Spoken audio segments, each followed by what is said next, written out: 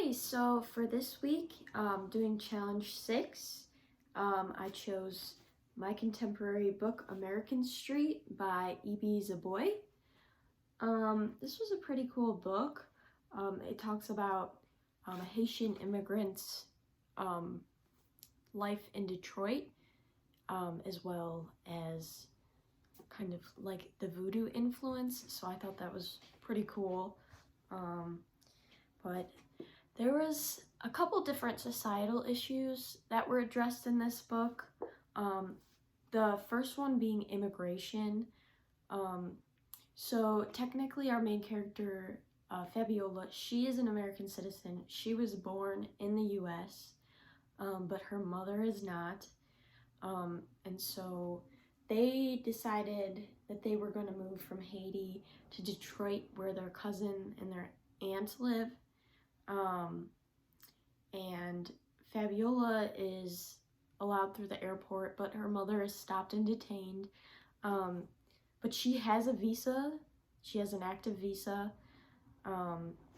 So it kind of shows that, like, despite doing everything correctly, things can go wrong.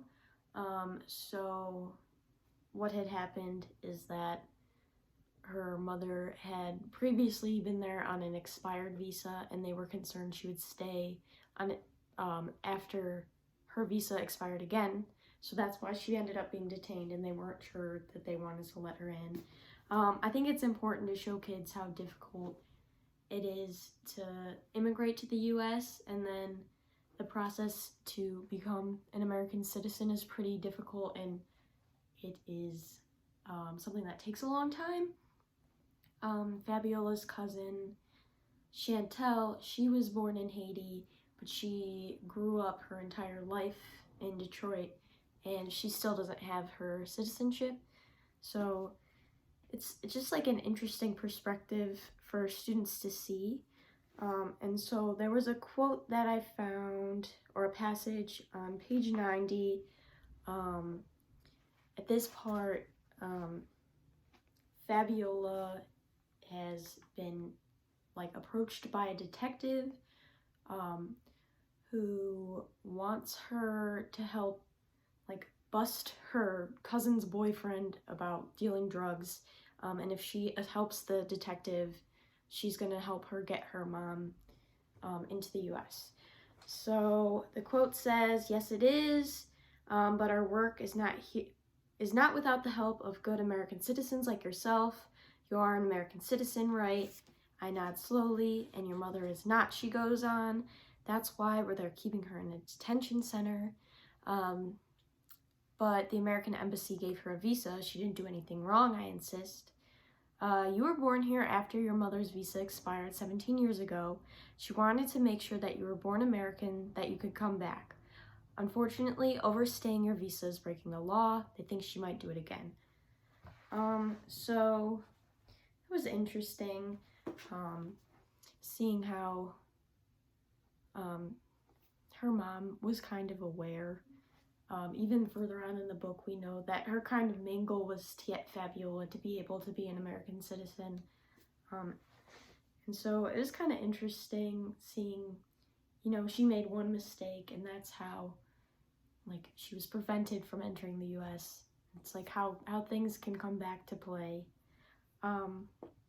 Another societal issue that we see throughout the book is domestic violence. So Fabiola's cousin, Donna, is dating a boy who is very violent towards her. He is not a good guy in any means. I think students, some of them are going to be exposed to it, unfortunately. Probably wonder, how do you react to this? And then how much do you interfere if you see it? So that's sort of an issue Fabiola has. She sees this going on. Donna, she loves her boyfriend. She doesn't want to give up on him. She feels that he's a good guy despite his violence, but he's not a good guy. So Fabiola plots her revenge.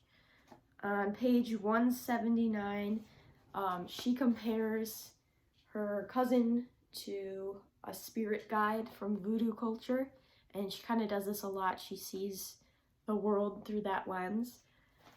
So I squeeze my way past them to get to Donna. Her wig is off and her scars are clear as day. My heart sinks when I see how Dre has hurt my dear cousin, Azili Danto, the Loi of Vengeance for Women. She has the scars on her face too, and she carries a knife. She will cut a man or woman if she feels betrayed. I wear the costume. I will say the right things. I will play the game. I will get Dre. So she either sees herself in the spirit guide and she sees her cousin in it, but she thinks that she can stand up and get revenge and get back at him. This ends up not being the best decision because she ends up going to the police and tries to set him up, but some other people die instead of Dre. So that's unfortunate.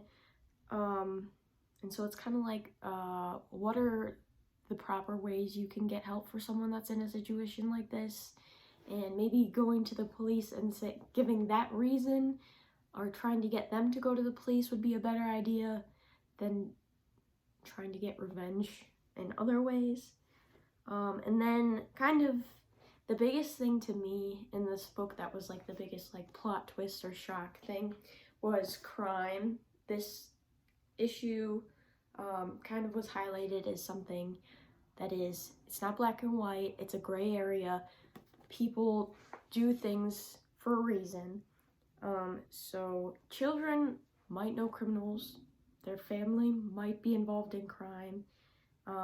It's kind of question why do people do things like this? Do people always have bad intentions? So Fabiola finds out that her cousins have been selling drugs in order to be successful and have money, and their mom is a loan shark for drug dealers, and Fabiola's kind of distraught by this. All the money that her family has been sending her and her mother her entire life to get an education and be able to come over. She thought they were just successful doing the right thing in America, and she's really disappointed when she finds out they do drugs, especially since someone that her cousin sold to had actually died. And so she kind of struggles with that. And so the passage I found was on page 209. It says, "No, you have to tell me what's going on. There's all this money. I don't even see Entente Joe working. Is that what you've been sending to Haiti all this time? Drug money? If everything I had ever had in my life is because of drug money, I need to know." She's very upset. And it's kind of like, the question to disrupt thinking, what would you do if you found out, everything that you've ever had didn't come from the best place, or it wasn't from the American dream, as she had always thought, and it was from crime. And then the last thing that is kind of highlighted in this story is police brutality. So it's important for kids to know that there's corruption everywhere. Just because someone has authority doesn't mean that they're good. We hope that they are, but they aren't always.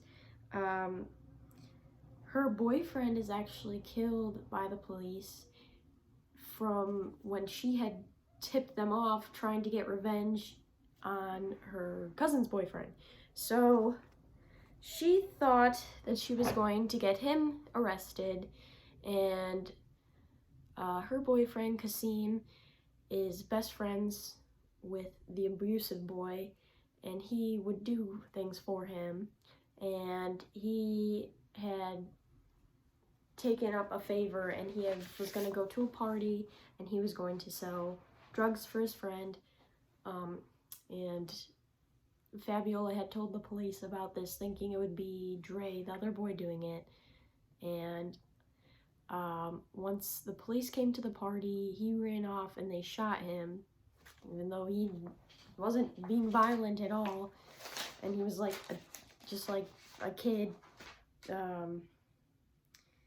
And so the passage I have is from 3:17 or 3:16 and 3:17. They say he should not have been killed. Other people say he was selling drugs. Some say that he was just running. He should not have been running.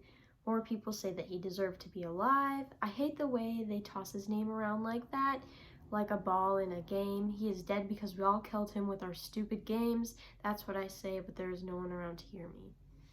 So it's kind of like questioning, okay, he was doing something bad, but does that warrant them being that aggressive towards him? And I don't think so. But it was very sad. He was a really nice kid, and he was her boyfriend, so she was very distraught because she had told the police to go there in the first place, so she takes a lot of responsibility. But yeah, this was a good story. It talked about a lot of different problems, but it kind of, came in a circular motion. The whole time, Fabiola was praying to like the voodoo spirit guides, trying to make sure everything would be right. Her main goal was for her mother to come back and be able to be allowed into the US and come to Detroit. And because she worked with the police, that it did happen, but she made some bad sacrifices, or I don't know. I think it was pretty bad that she lost her boyfriend, but shows that things aren't always as simple as they seem, and what she thought would be a perfect life in America compared to her life in Haiti, it wasn't. Her house that she lived in with her cousins was intersected. It was like right by a crossroads of American Street and Joy Street, and the big thing was like America and Joy intersect, but they're not the same road. So I thought that was pretty interesting. I think it's a good story, and I think if not middle schoolers, I think like definitely high school age kids would like this. I could see like older middle schoolers, like 8th grade, maybe 7th grade, reading it. It's got a lot of dark topics, but I think it was good to show that, things aren't always black and white. They're not as simple as that, but I would definitely recommend it.